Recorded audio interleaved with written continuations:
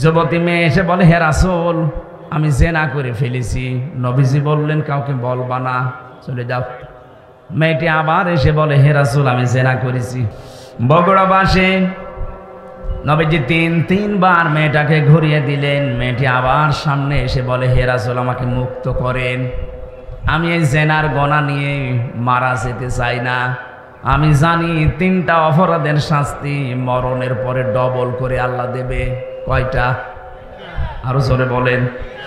ওয়াল্লাযীনা লা ইয়াদউনা মা'আল্লাহি ইলাহান আখারা। 1 নম্বরে দুনিয়ায় যারা আল্লাহর সাথে অন্য কাউকে ডাকে তাদের শাস্তি ডবল হবে। আর এটা বাংলাদেশে বেশি। আল্লাহকে ডাকছে, কিছুক্ষণ পরে দেখবেন ইয়ালি বাবা, কেল্লা বাবা, ফাতে বাবা, এগুলো চট্টগ্রাম বিভাগে বেশি। কথা বলছে না কেন? এই কুমিল্লা ব্রাহ্মণবাড়িয়ায় আপনি দেখবেন ইন্টারনেটে কি জিকির চলছে। কিছুক্ষণ আল্লাহর জিকির করার পরে দেখবেন উল্টা পাল্টা জিকির। কথা বলে না কেন?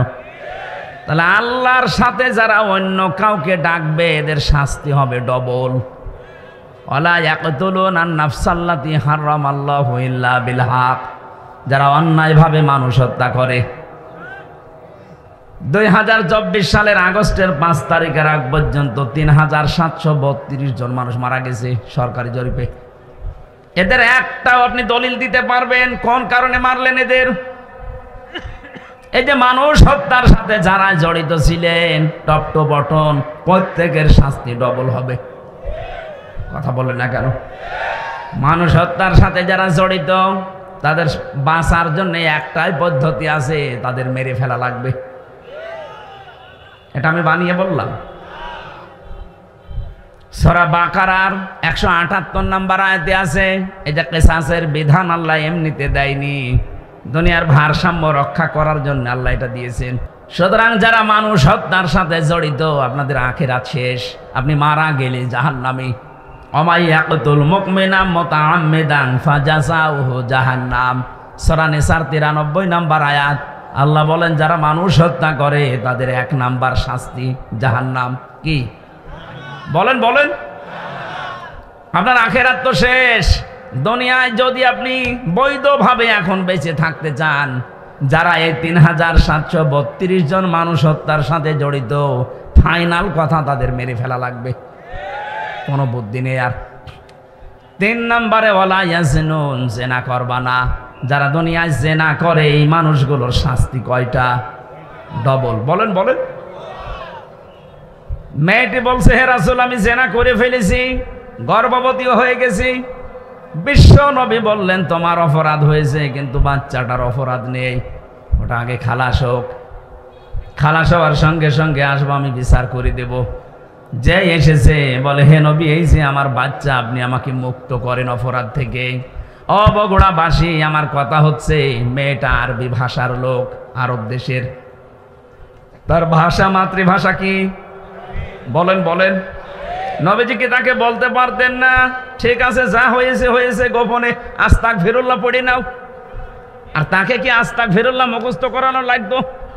সে তো তার মুখস্থ আছে, কারণ সে আরবি ভাষার লোক, একবার শুনলেই তো পড়ে ফেলতো। সে কি আস্তাগফিরুল্লাহ পড়লে তার মাফ হয়ে গেছে? কেন নবীজি তাকে বললেন যে ঠিক আছে যাও? 10 মাস 10 দিন পরে এসেছে বাচ্চাটা নিয়ে, বললেন না এখনই হবে না, তোমার স্তনের দুধ আছে, এই বাচ্চার অধিকার 2 বছর, এটা আগে কমপ্লিট করে আসো। বাচ্চাটা যখন শক্ত খাবার খাওয়া শিখবে তখন আসবা। ঠিক এসেছে। যখন আসলেন ডাক দিয়ে বললেন, হে রাসূল তাড়াতাড়ি করেন। সে কিন্তু জানে যে বিচার কি হবে, সে নিজে জেনে এসেছে। বিশ্বনবী নিজে ছেলেটাকে এক সাহাবীর আন্ডারে দিয়ে দিলেন। ডাক দিয়ে বললেন, একে মাটির ভেতরে গেড়ে দাও। চারিদিক থেকে পাথর মারা আরম্ভ হয়ে গেছে। হযরতে খালিদ ইবনে ওয়ালিদ বলেন, এত জোরে একটা পাথর নিক্ষেপ করলাম, একটা ফিনকি দিয়ে রক্ত এসে আমার শরীরে লেগে গেছে। আমি বরদোয়া দিয়েছিলাম, ভৎসনা দিয়েছিলাম। নবীজির কানে কথাটা যাওয়ার পরেই বিশ্বনবী বললেন, খালিদ থামো, আমি নবী, তুমি নবী না। আমি যা জানি তুমি জানো না। আমি যা দেখতে পাই তুমি দেখতে পাও না।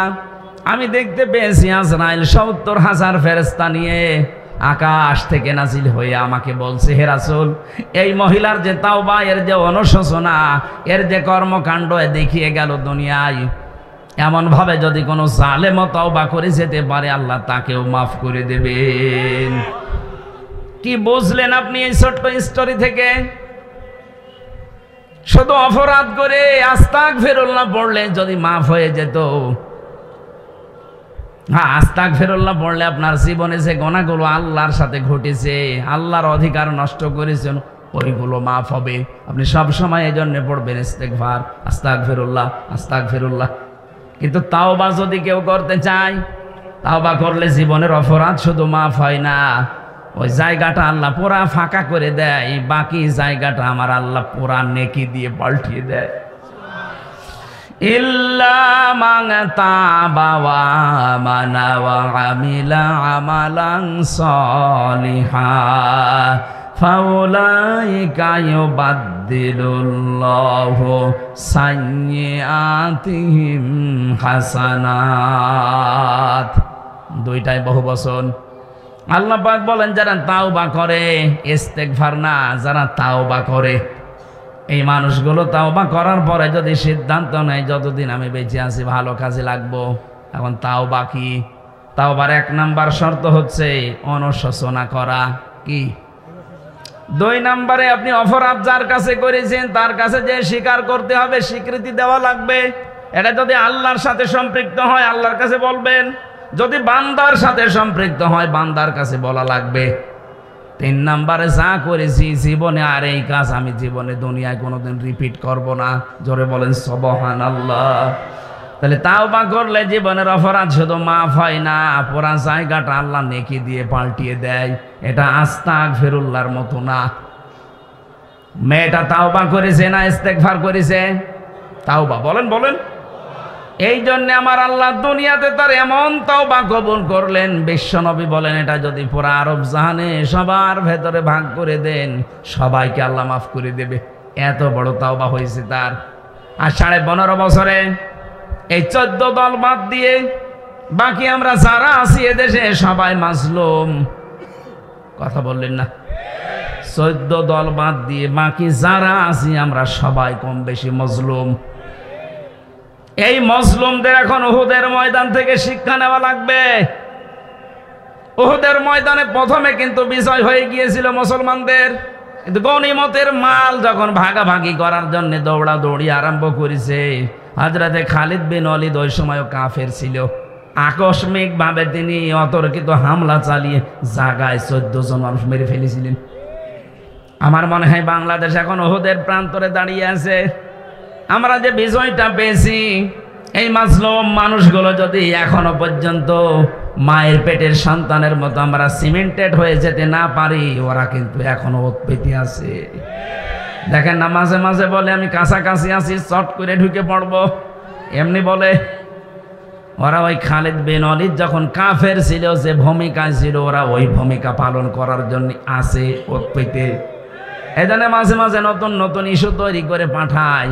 আর দেশের কিছু মানুষ আছে ওরা আন্দাজে লাফিয়ে পরিবেশ নষ্ট করে। পরিবেশ নষ্ট করে করবে কি? পেছনে লাল হয়ে যায়। কথা বলছে না কেন? যে গোপালগঞ্জে আরম্ভ করেছিল, ওই সময় কয়েকদিন শুনলাম বাসের ভাড়া গোপালগঞ্জ থেকে ঢাকা পর্যন্ত যদি আপনি দাঁড়িয়ে যান 1000 টাকা, আর বসে গেলে 500 টাকা। কারণ বসার মতো কায়দা আর্মি ওদের রাখে নাই। কথা বলেন ঠিক কিনা? এই জন্য আহ্বান জানাচ্ছি, পালিয়ে যে গেছে এ দুনিয়ার ইতিহাসে এটাই বলে 850 বছর আগে ওনার দাদা পালিয়েছিল, লক্ষণ সেন। কথা বলেন না কেন? ওনার দাদা কথা বললাম কেন? আমার ফাঁসি চাই বইটা পড়েন, দেখেন ওনার জন্মের ইতিহাস লেখা আছে। ওনার জন্মের ইতিহাস না, ওনার বাবার জন্মের ইতিহাসও লেখা আছে। আমি মেজর ডালিম বলছি, বইটা পড়েন। আমি 5 তারিখের পরে এই কয়েকটা বই আমি সব আগা গোড়া শেষ করে দেখেছি। আল্লাহ, আমরা ভাবি কি আর আসলে হয়েছে কি? আন্দাজে মুসলমান বললেই হবে। এই জন্যই বলছে 850 বছর আগে ওনার পরদাদা দাদা যারা পালিয়েছে, লক্ষণ সেন সেই রাস্তা ধরেই পালিয়ে গেল। পৃথিবীর ইতিহাস পুরা পাল্টিয়ে দিয়েছে। 350 জন এমপি একবারে পালিয়ে যায় সারা পৃথিবীর 257টা রাষ্ট্রে, আমি পাইনি। এই বাংলাদেশে দেখলাম শুধু পার্লামেন্টের যারা মেম্বার এরাই পালিয়ে যায়নি, জাতীয় মসজিদের ইমাম পর্যন্ত পালিয়ে গেছে। কি আশ্চর্য বলেন তো, ইমাম সাহেবও পালিয়ে যায়। কিছুদিন পরে এসেছিল আবার জোর করে ইমামতি নেওয়ার জন্য, জনগণ জুতা পিটা দিয়েছে।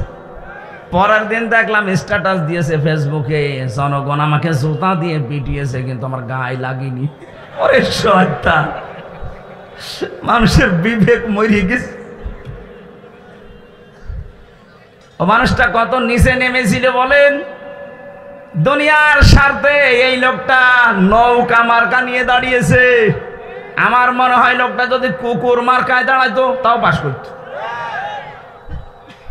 কারণ মার কাটা আল্লাহ এত বেশি ঘৃণিত বানিয়ে দিয়েছে, পায়খানার দিকে মানুষ এখন তাকায়, তাও নৌকার দিকে তাকায় না। তাকায় এখন চড়া লাগবে মাঝে মাঝে বন্যা হলে, এই কারণে যারা এখন চড়তে যায় তারাই ধরা খায়। এই যে দরবেশ নৌকায় করে পালিয়ে যাচ্ছিল, সাবধান। এই জন্য নৌকা যখন ডুবে গেছে ও ছাতা আর মনে হয় কিয়ামতের আগে উঠবে না।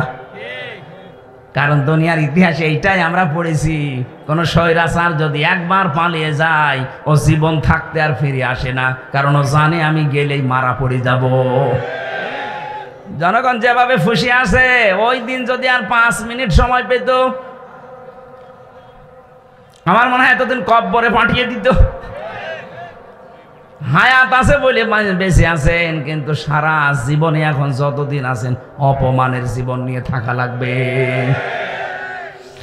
আমাদের শিক্ষা নেওয়া দরকার এখান থেকে, আমরা যেন জালেম হয়ে না যাই কোনোদিন। যদি আমরা কেউ জুলুমকারী হয়ে যায়, মাজলুমকে আল্লাহ তো ক্ষমা করে দেবে, কিন্তু জালেমের জন্য আল্লাহ নিজে মামলা দেবে। এটা আছে সূরা শুরা 25 নম্বর পারা 6 নম্বর পৃষ্ঠার 12 নম্বর লাইনের 42 নম্বর আয়াতের প্রথম অংশে আছে, ইন্নামাস সাবিলু আলাল্লাযিনা ইয়াযলিমুনান নাস। অবশ্যই আমি আল্লাহ নিজে মামলা দায়ের করব তাদের বিরুদ্ধে যারা মানুষ হয়ে মানুষের উপরে জুলুম করেছে। 15.5 বছরে যে জুলুম হয়েছে এটা ওয়াজ করা লাগবে আরো জোরে। সুতরাং 1628টা চেয়ার ছিল এই দেশে, মেন চেয়ার শাহ আলম ভাইয়ের চেয়ার না, এই চেয়ার না। যিনি পালিয়েছে তাকে থেকে শুরু করে থানার শিবগঞ্জের ওসি পর্যন্ত 1628টা চেয়ার ছিল মেন দায়িত্ব পালন করার জন্য। আর এইগুলো যারা ঘোরাফেরা করে এরাই দেশ চালায়। এই মানুষগুলোর প্রত্যেকটাই ছিল জালেম আর জালেমের সহযোগী, কেউ ডাইরেক্ট কেউ ইনডাইরেক্ট। এই কথা বলেন না কেন? এদের বিরুদ্ধে মামলা হামজার, বলেন শাহ আলমের, কার? আমরা অত্যাচারিত হয়েছি, আমরা যদি কিছু নাও বলি আল্লাহ আপনার বিরুদ্ধে মামলা দেবে। কারণ এই দেশের 1628টা চেয়ারের যারাই ছিল তারা আল্লাহর মামলার আসামি। আপনি শব্দটা খেয়াল করছেন? কত ওজনওয়ালা, আল্লাহর মামলার আসামি এরা। বাদী যত বড় হয় মামলা তত কঠিন হয়, বলেন। এরা আল্লাহর মামলার আসামি। এটা দুনিয়াও শেষ, জালেমদের আখিরাতও শেষ। আল্লাহু লা ইয়াহদিল কওমাজ জালিমিন। আল্লাহ বলেন আমি জালেমদেরকে হেদায়েত দিচ্ছি না, দেব না। এটা মোজারে, বর্তমান ভবিষ্যৎ, প্রেজেন্ট ফিউচার। কি করলেন আপনি? জালেমদের দোসর হয়ে সাহায্য সহযোগিতা করে যা কামিয়েছিলেন সেগুলো ভোগ করতে পারলেন না। আর দুনিয়া তো শেষ হয়ে গেল, আপনার আখিরাতও শেষ। আপনি তো ছোটখাটো কোনো বাদীর আসামি না, আপনি সরাসরি আল্লাহর মামলার আসামি। আপনার দিকে তাকিয়ে এখন আফসোস হয় মাঝে মাঝে, কি করলেন আপনি? আমাদের জীবনের দিকে একটু খেয়াল করা দরকার। আমি আমার ইমান থেকে বলছি, এখানে যারাই আমরা আছি 200 বছর পরে যদি এই জমিনে কেউ আমরা ঘুরে আসি, আমার নিজের বাড়ি, বানানো বাড়ি আমাকে আমার নাতি ছেলে তারা উঠতে দেবে? বলেন তো দুনিয়াটা কেমন? এই বাড়ি ঘর জমি জায়গার জন্য এমন কোনো কিছু করি নাই, সব আমার জীবনে ছিল, সে বৈধ অবৈধ বলেন। অথচ মাত্র 200 বছর পরে এখন ফিরে আসবেন, আপনাকে আপনার ছেলের ছেলের ছেলে 3 পুরুষের পরে আর তারা চিনবেও না, উঠতেও দেবে না। কোরআনে কারিমে আল্লাহ আমাদেরকে কথাটা বারবার আমাদের বিবেকের কাছে ধাক্কা দিয়েছেন। আমাল হায়াতুদ দুনিয়া ইল্লা মাতাউল গুরুর। ও পৃথিবীর বান্দা বান্দিরা, একটু বিবেকটা কাজে লাগাতে পারো না? দুনিয়ার জীবন কিন্তু ধোঁকা। তোমার মা বাবাও ধোঁকা, সন্তান ধোঁকা, স্ত্রী ধোঁকা। দুনিয়ায় একটু ভান করে থাকো, দেখো চোখ বন্ধ করে সব ধোঁকা ধরা পড়ে যাবে। সুতরাং আমরা যেন পাগলামি না করি কেউ। বিশাল ধোঁকা আমাদের সামনে যেটা দেখা দিচ্ছে এখনো আছে, এই ধোঁকায় পড়ে আমি আমার আখেরাত নষ্ট কোনো করতে পারি না। আমার আখেরাত যেন আমার সামনে 1 নম্বরে থাকে, এই দুনিয়া যেন আমার পেছনে থাকে। তাহলে আখেরাত যদি কেউ 1 নাম্বার বানায়, দুনিয়া আমার আল্লাহ তার কপালে যা আছে এমনি দিয়ে দেবেন। আমরা কি আখেরাত সামনে রাখতে রাজি আছে? বলেন বলেন। আমার এবার তেলাওয়াত কি আয়াত সূরা আরাফ 179 নম্বর আয়াত। আজকের আলোচনার বিষয় যেটা বলেছিলাম, নাম হচ্ছে বিবেক। নাম কি? এটা যাদেরকে আল্লাহ দিয়েছেন, এই বিবেক যাদের কাজে লাগে না, একেবারে অ্যাক্টিভ হয়ে মিশে যাবেন কোরআনের সাথে। আল্লাহ পাক বলেন, ওয়ালাকাদ যারানা লিজাহান্নামা কাসীরাম মিনাল জিন্নি ওয়াল ইনস। অধিকাংশ মানুষ আর জিন জাহান্নামে যাবে, এই জন্যই তাদেরকে বানিয়েছি। কে বলছেন? প্রশ্ন আসতে পারে, তাহলে আমার দোষ কি? অধিকাংশ মানুষ আর জিন যদি জাহান্নামে যায়, তা আমার কি দোষ? হ্যাঁ, এখানে আল্লাহ 3টি ইন্দ্রিয় শক্তির কথা দিয়েছেন। যাদের ভেতরে এই 3টা আছে, যদি কাজে না লাগে সে জাহান্নামে যাবে, যার কাজে লাগবে সে জান্নাতি। একেবারে কাটছাট সহজ কথা। 1 নম্বরে লাহুম কুলুবুল লা ইয়াফকাহুনা বিহা, যাদের কলব আছে কিন্তু চিন্তা ভাবনা নেই। এই যে আপনাকে বিবেক আল্লাহ দিয়েছেন, কিন্তু বিবেকটা আপনি কাজে লাগান না। বিবেক কাজে লাগাতে পারলে আপনি রাস্তা হারাবেন না, রাস্তা পেয়ে যাবেন। একেবারে গোড়াতে শিকড়ে আল্লাহ হাত দিয়েছেন আমাদের।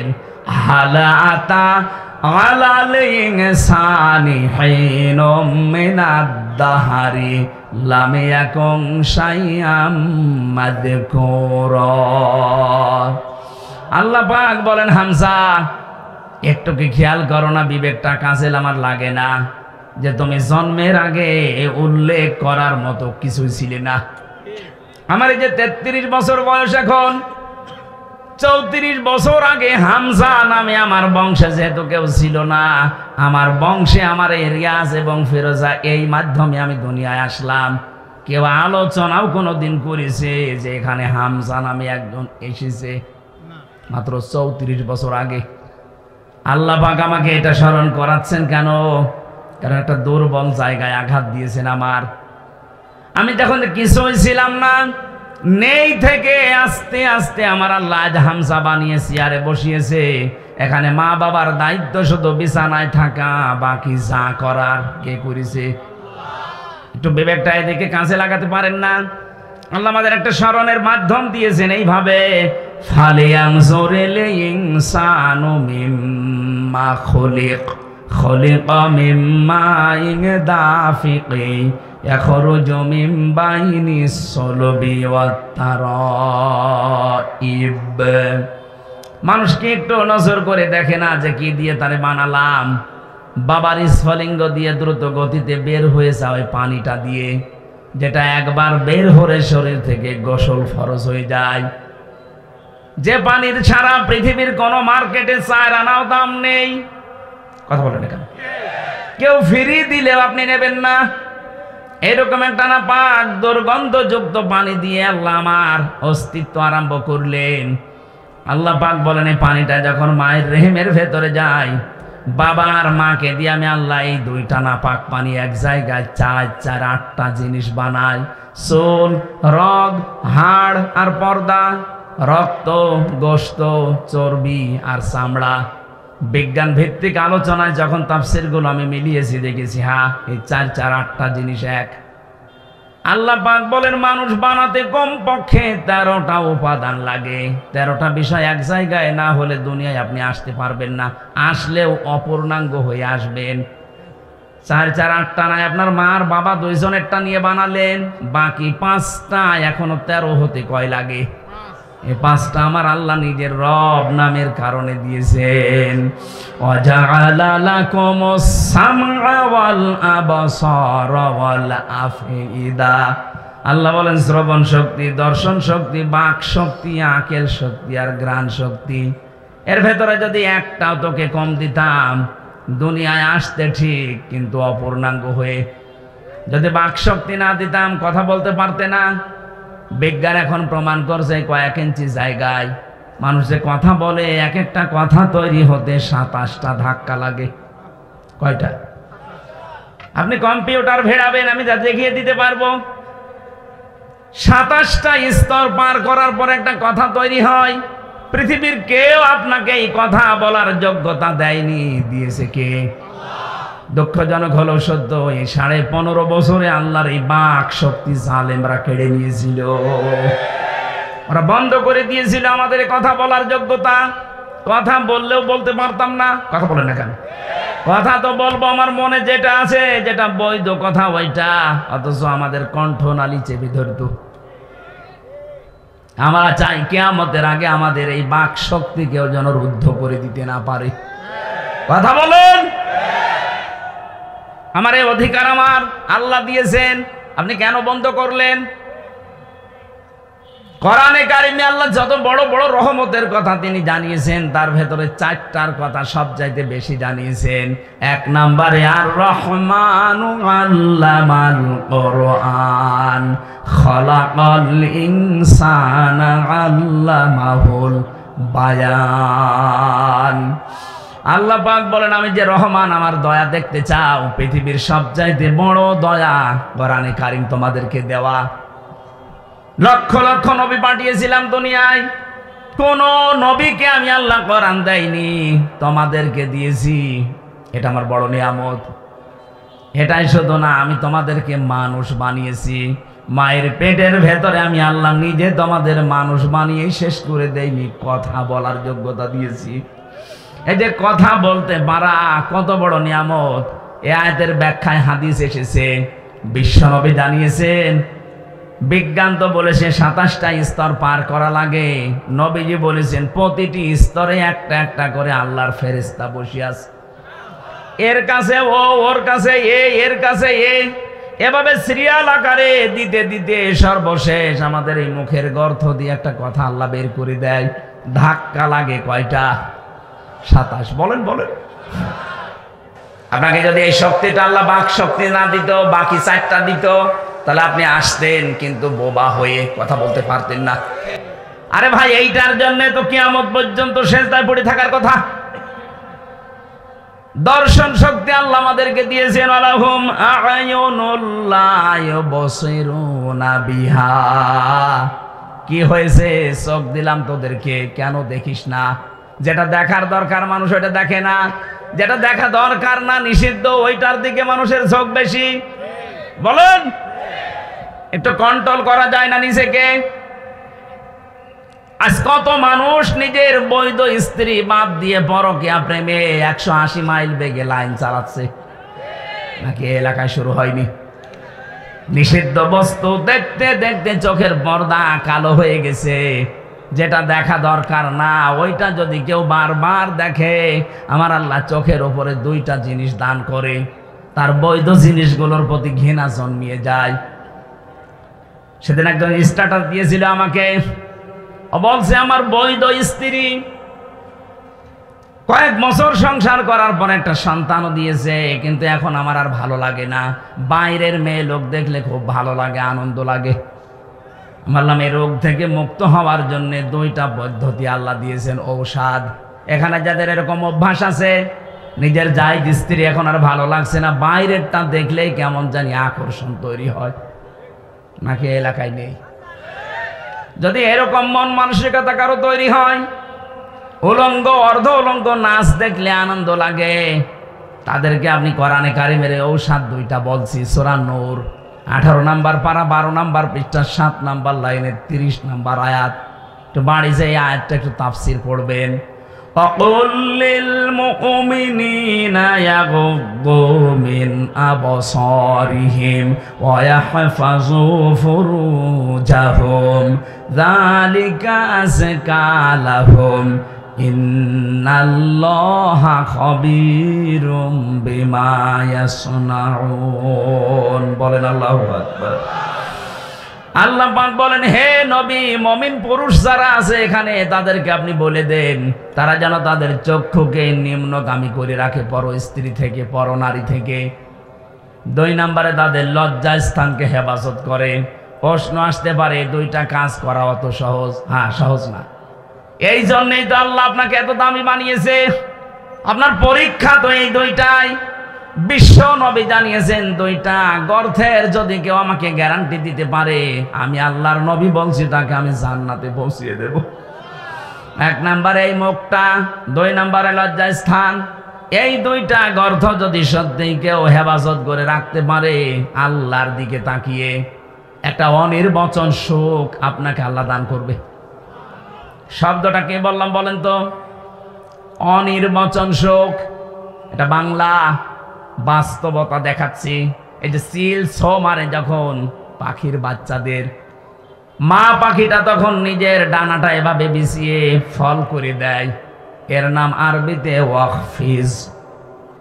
আল্লাহ বলেন ডানা এভাবে ডাউন করার পরে ফল করে দেয়, যখন 60 করার পরে যখন ফল করে তোমরা দেখতে পাও পাখির এই মরগুলো এত মোলায়েম, এত নরম, এত সফট, একটার সাথে আর একটা যখন মিলে যায়, ডাউন করার পরে যখন ফল করে এর নিচে বাচ্চাগুলো যে একটা আনন্দ পায়, একটা সুখ পেয়ে যায়, ওদের মনে মনে এই চিন্তা, এই বিশ্বাস তৈরি হয় যে যেখানে আসি এখানে অন্তত দুনিয়ার কেউ ছো মেরে নিয়ে যেতে পারবে না। তখন ওরা কিচির মিচির আওয়াজ দেয়। বাংলাতে এদেরকে বলা হয় অনির্বচন সুখ।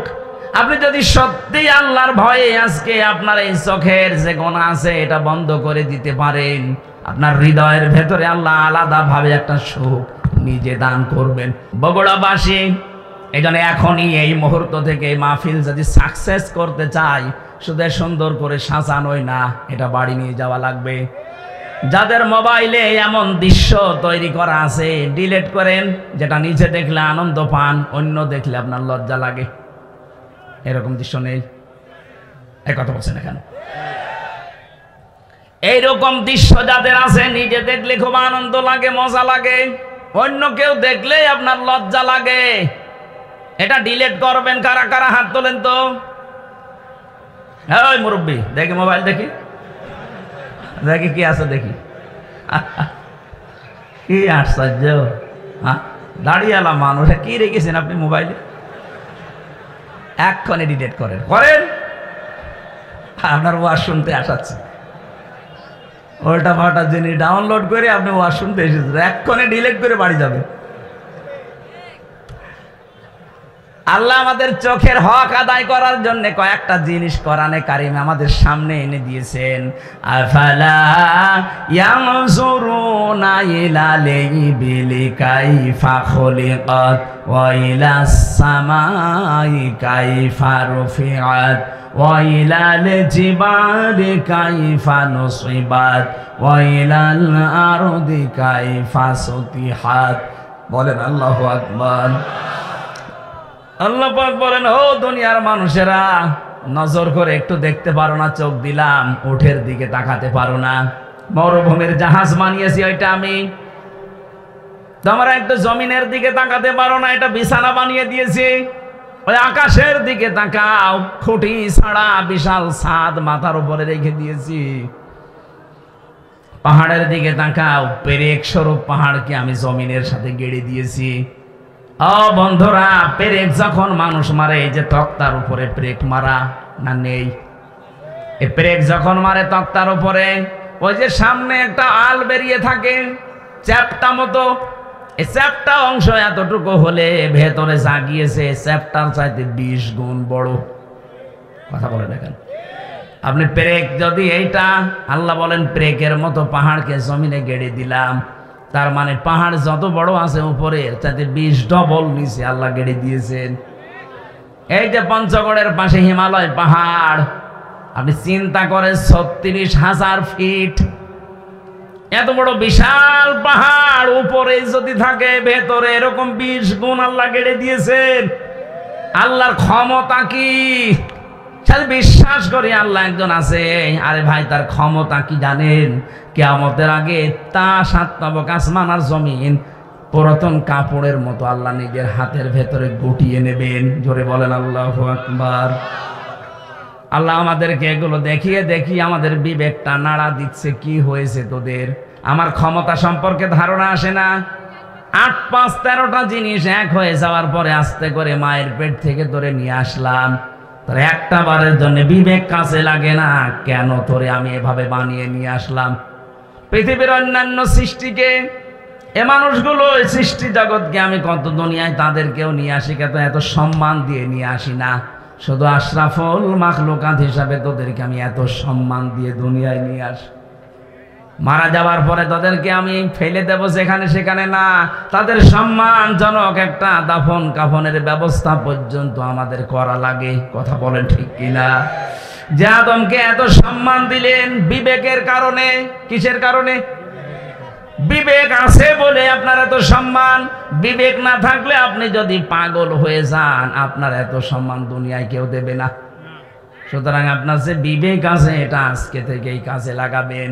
এমনকি জাহান্নামে যাবে যারা, মেন গেটে যে ফেরেশতা দাঁড়িয়ে আছে, দারোয়ান ফেরেশতা মালিক, ও জিজ্ঞাসা করবে, আলাম ইয়াতিকুম রাসূলুম মিনকুম ইয়াতলুনা আলাইকুম আয়াতি রাব্বিকুম ওয়া ইউনযিরুনাকুম লিকা ইয়াউমিকুম হাযা।